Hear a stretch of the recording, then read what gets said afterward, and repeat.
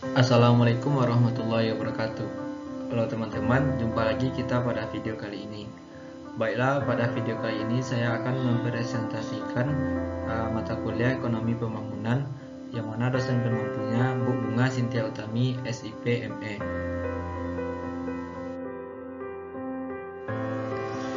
Sebelumnya, perkenalkan nama saya Muhammad Aldi Saputra dengan nomor NIM 2102112364.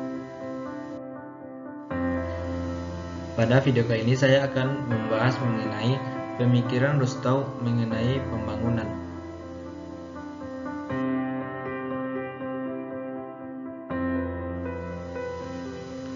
Teori Rostow. Rostow adalah seorang ahli ekonomi dan politikus. Pada tahun 1960, dia menerbitkan salah satu buku dengan berjudul The State of Economic Growth, a Non-Communist Manifest. Dia menguraikan teorinya tentang proses pembangunan dalam sebuah masyarakat. Bagi Rostow, pembangunan merupakan proses yang bergerak dalam sebuah garis lurus, yakni dari masyarakat yang terbelakang ke masyarakat yang maju. Rostow membagi proses pembangunan dalam 5 tahap sebagai berikut. Tahap pertama adalah tahap masyarakat tradisional. Pada masa itu, ilmu pengetahuan belum banyak dikuasai oleh masyarakat. Masyarakat percaya pada kekuatan di luar dari kekuasaan manusia. Kemajuan yang berjalan sangat lamban membuat masyarakatnya bersifat statis, sehingga produksi yang dihasilkan pada masyarakat pada masa ini masih sangat rendah.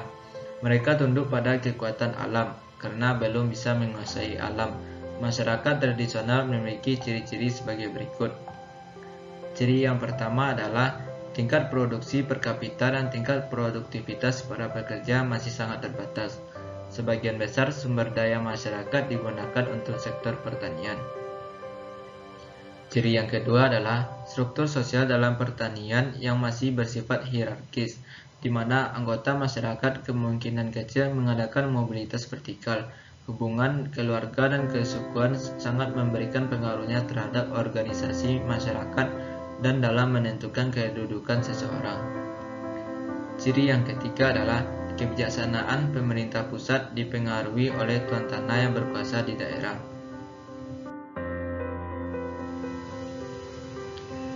2.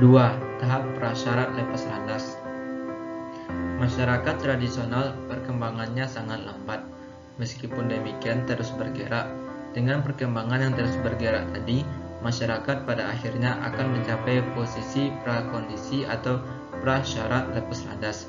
Biasanya keadaan ini terjadi karena adanya campur tangan dari luar dari masyarakat yang sudah lebih maju. Perubahan ini tidak datang karena faktor-faktor internal masyarakat tersebut, karena pada dasarnya masyarakat tradisional tidak mampu untuk mengubah dirinya sendiri. Pada tahap ini dibedakan menjadi 2 ciri-ciri, yaitu ciri yang pertama adalah tahapan yang dicapai oleh negara-negara seperti Eropa, Asia Timur, Timur Tengah, dan Afrika yang dilakukan dengan merombak masyarakat tradisional lama yang sudah ada. Ciri yang kedua adalah tahapan yang dicapai oleh negara-negara Amerika Serikat, Kanada, Australia, dan Selandia Baru atau Born Free yang dilakukan tanpa merombak masyarakat tradisional lama yang sudah ada.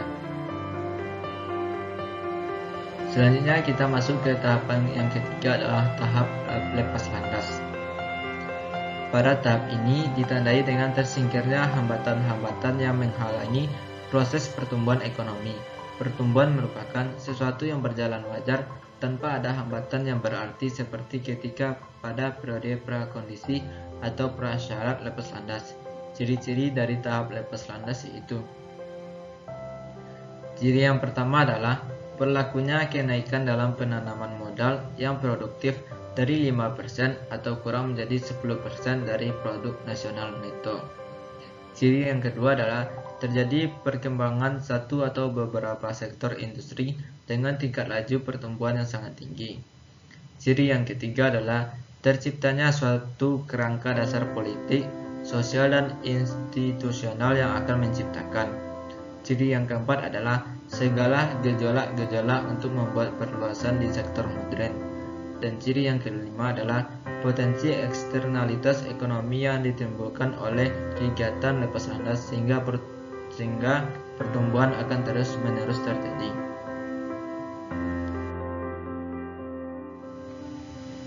Selanjutnya adalah tahap keempat. Tahap keempat adalah tahap menuju kematangan. Setelah lepas landas, masyarakat akan mengalami proses kemajuan yang terus bergerak ke depan. Meskipun kadang-kadang terjadi pasang surut antara 10-20% dari pendapatan nasional yang selalu diinvestasikan kembali, supaya bisa mengatasi persoalan pertambahan penduduk, industri berkembang dengan pesat. Negara ini memantapkan posisinya dalam perekonomian dunia atau global. Barang-barang yang tadinya impor sekarang diproduksikan di dalam negeri. Impor baru menjadi kebutuhan, sementara barang-barang ekspor baru mengimbangi impor. Sesudah 60 tahun sejak sebuah negara lepas landas atau 40 tahun setelah periode lepas landas berakhir, tingkat kedewasaan biasanya tercapai. Selanjutnya kita akan memasuki tahap kelima. Tahap kelima adalah tahap konsumsi tinggi. Pada tahap konsumsi tinggi ini, pendapatan real per kapita meningkat sampai pada suatu titik di mana sejumlah besar orang dapat membeli barang-barang konsumsi selain kebutuhan pokok seperti sandang, pangan, dan papan. Rostow juga menyebutkan ada 3 macam tujuan masyarakat yang saling bersaing untuk mendapatkan sumber daya dan dukungan politik antara lain. Yang pertama adalah memperbesar kekuasaan dan pengaruh negara tersebut terhadap negara lain.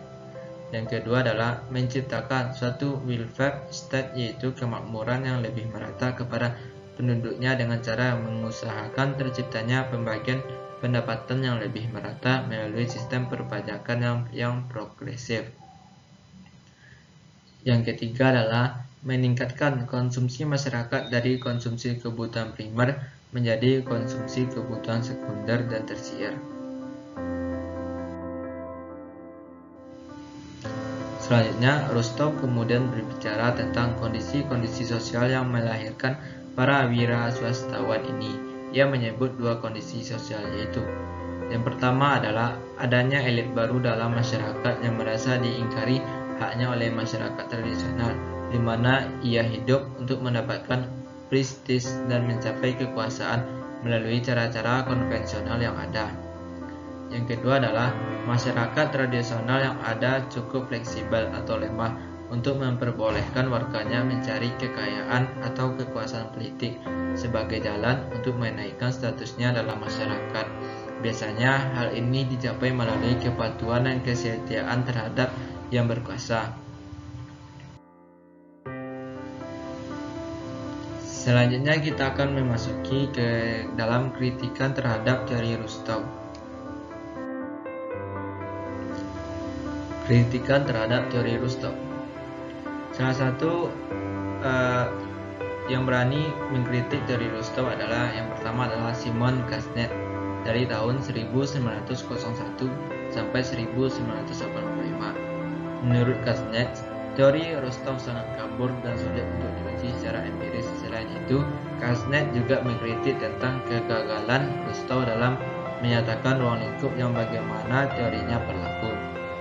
Yang kedua, itunya dikritik oleh Profesor Sarbini Sumawinata.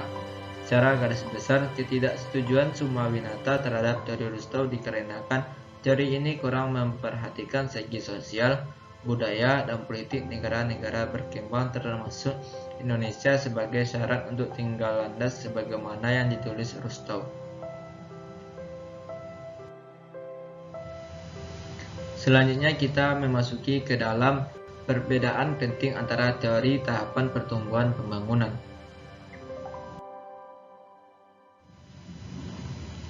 Perbedaan penting antara teori tahapan pertumbuhan pembangunan.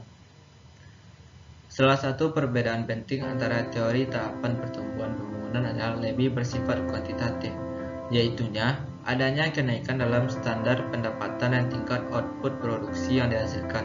Sedangkan pembangunan ekonomi lebih bersifat kualitatif, bukan hanya pertambahan produksi, tetapi juga terdapat perubahan-perubahan dalam struktur produksi dan alokasi input pada berbagai sektor perekonomian, seperti dalam lembaga pengetahuan sosial dan teknik. Baiklah, itulah video penyampaian materi mengenai mata kuliah ekonomi pembangunan yang dapat saya sampaikan. Apabila ada salah dalam penyampaian materi ini, saya mohon maaf. Wabillahi taufiq wal hidayah. Assalamualaikum warahmatullahi wabarakatuh.